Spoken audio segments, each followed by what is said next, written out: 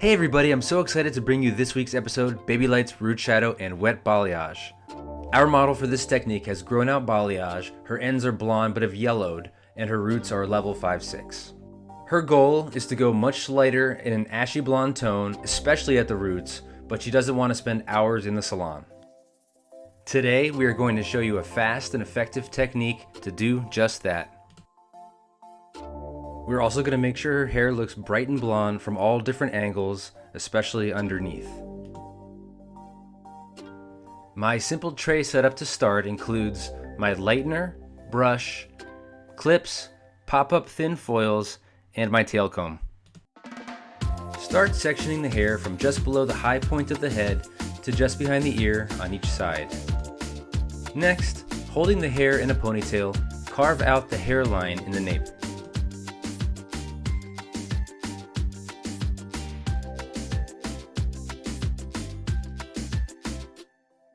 Starting at the back left quadrant, add a baby light foil.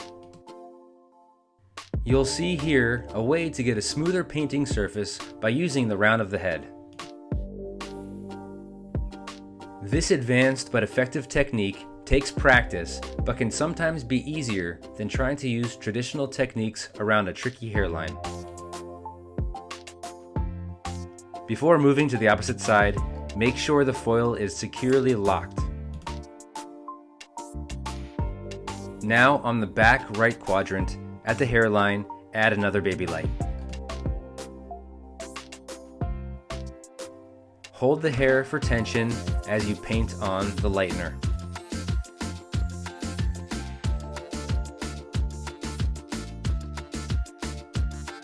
Use the tail of the comb to anchor the foil as you fold it over.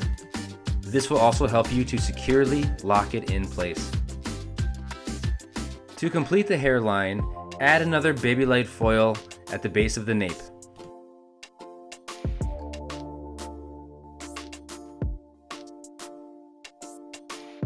With the back nape hairline fully taken care of, let's move to the front right section. Separate the top from the sides at the high recession.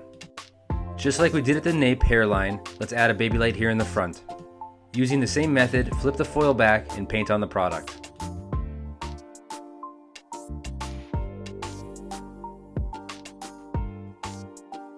Directly behind the first foil, add a second baby light for extra brightness around the face. Secure the foil in place carefully to prevent it from moving. Now move over to the hairline on the opposite side and repeat the same technique. At the hairline, once again, add a very thin baby light.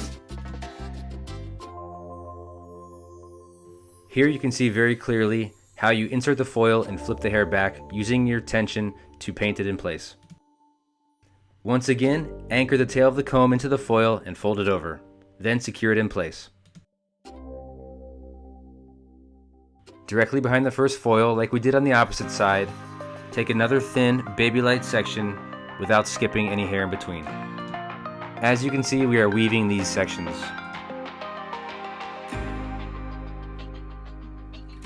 Fold the foil over the part line, then use your tail comb to secure it in place. With the nape and sides complete, let's move on to the front money piece. Because of our model's erratic growth line at the front, we're going to take 2 foils at the first row, and we're going to start on the model's right side. Start by taking a very thin baby light weave.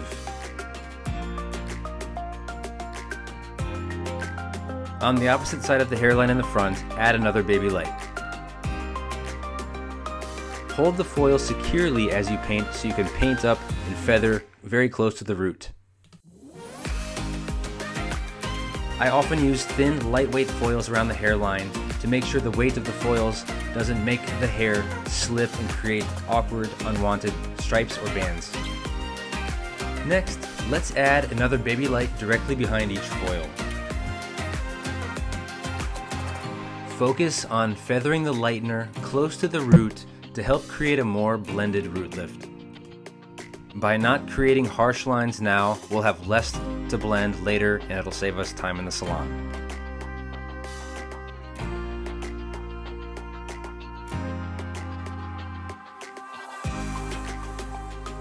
Once the face framing highlights are complete, we're going to start moving back along this mohawk section in horizontals.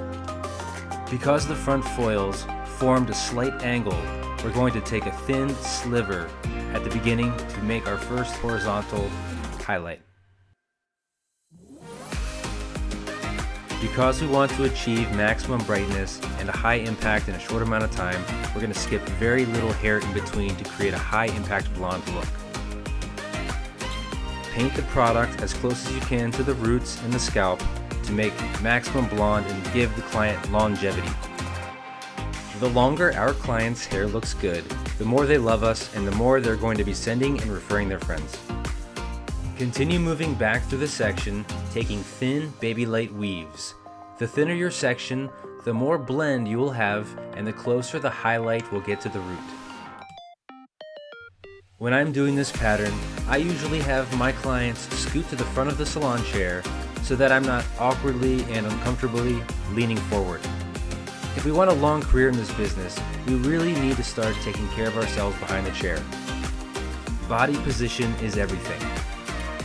Don't be afraid or feel weird by asking your client to help you out. As you get to hair that has already lighter ends, paint only from the roots to just beyond the line of demarcation.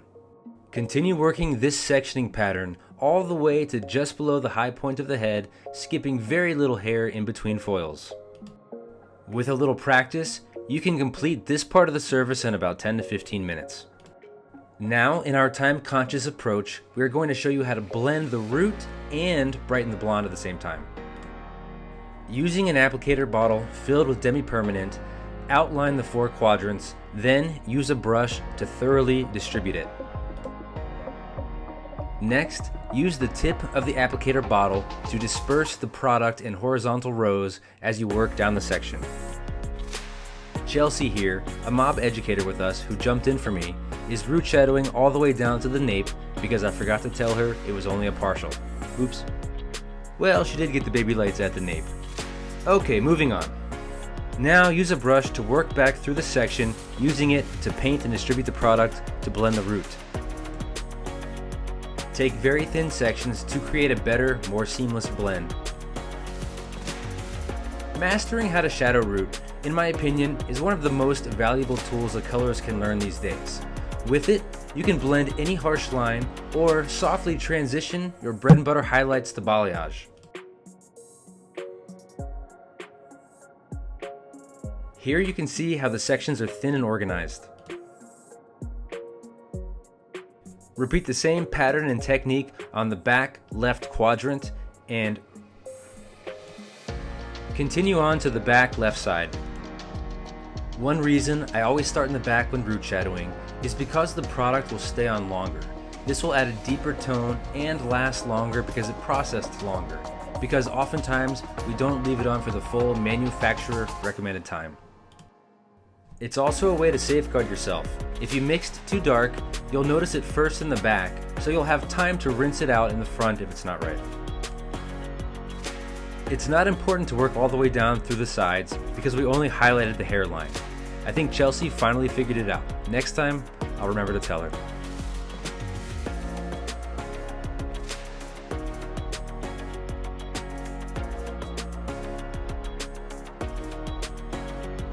Next, we move into our wet balayage. Start by carving a curved section from her natural middle part about ½ an inch in depth at the thickest point. Using a thicker bristled brush for faster application and smooth bristles for easier blending, paint on the lightener, working from the mid shaft to the ends with a high point toward the front. Next, take another large curved section toward the back, slightly smaller than the first.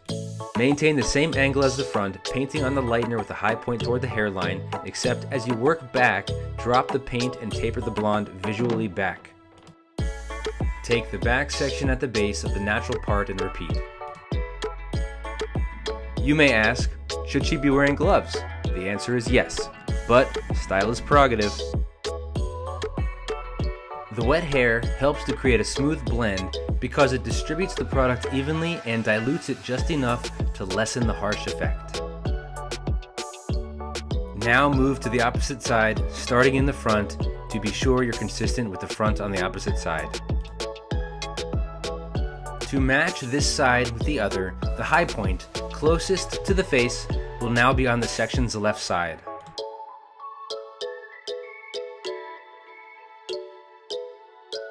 Now add a fifth section in sync with the same section on the opposite side of the crown. Wet balayaging is a wonderful way to brighten up existing blondes or add a sun-kissed look on the ends.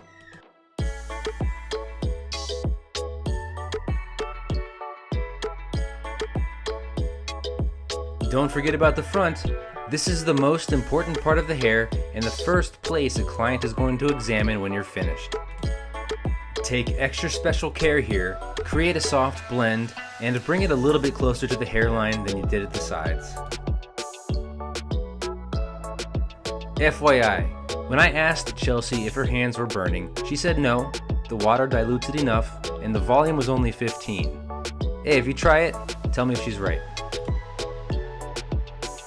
Here is a beautiful wet balayage look with 6 painted panels in total with a soft root shadow blending. After processing for about 20 minutes after application, here's our big finish. What do you think? We now have a gorgeous, connected, bright blonde look from roots to ends with a soft transition and blend and no visible line of demarcation. This less is more approach takes less than 2 hours from start to finish, and you can charge big bucks for this specialty color, which will give your clients an extra 3 weeks in between appointments because of the smooth grow out. It's a total win-win. Forget what the starting look was? Here you go. And boom. Icy, ashy, and looking like $1,000,000. Really hope you enjoyed this video. Let us know when you try it on your own. Please leave questions and comments below. Ryan out.